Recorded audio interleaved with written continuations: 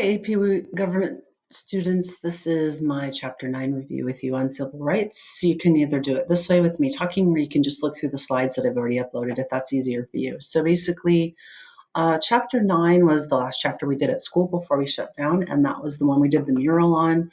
So basically, civil rights is the protection for individuals from discrimination based on race, religion, sex, national origin, and some other ones that are more common today. So in our book, it broke it into 4 different categories. The first one they talked about was people with disabilities. And it really wasn't until the 1970s that rights for disabled people started to happen. Section 504 is probably one of the most widely talked about, even in schools. Federal laws prohibiting discrimination. A lot of times now it's like testing time and things like that. The ADA, the American with Disabilities Act, happened in 1990. That was kind of a big bill that occurred that made a lot of law changes. There was also the section on segregation, which kind of came before civil rights. So segregation came about after the Civil War. So there was a bunch of laws that changed during that time. The 13th Amendment prohibiting slavery, the 14th Amendment citizenship to all people. And that little section that I've underlined is really important. It's the one that comes up a lot in either the FRQ on foundational documents, or important precedents, including the very important Equal Protection Clause, which we need to remember. Some of you guys forget the name of it, but it comes out of the 14th Amendment. No state can enforce laws or federal government to deprive people of life, liberty, or property or due process of law. So that's the one where like you have more individual rights that aren't always written down.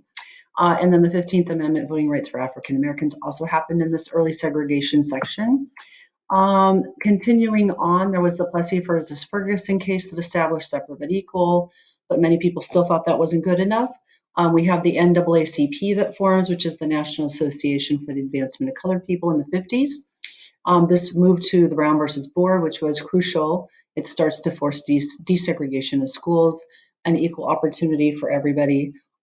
So that's kind of where that was the beginning point. There was still a lot of racial injustice, so we have something called affirmative action that gets formed.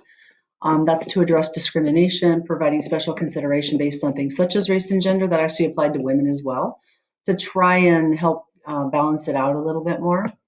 Then our book moved into the civil rights movement, which was the third area, which is in the 50s and 60s primarily, where we're trying to get rid of the segregation and move to more equality. So that moved to the civil rights movement with things like the Rosa Parks bus boycott, Martin Luther King Jr., and the letter from a Birmingham jail that we talked about, the Civil Rights Act of 64 and Voting Rights Act of 65. Then the last section was women's rights. So that was the 19th Amendment in 1920 that gave women the right to vote. That was kind of a beginning point. And then not a lot happened until we get to the 60s, where we have a lot of women that are starting to push back, kind of also like with civil rights.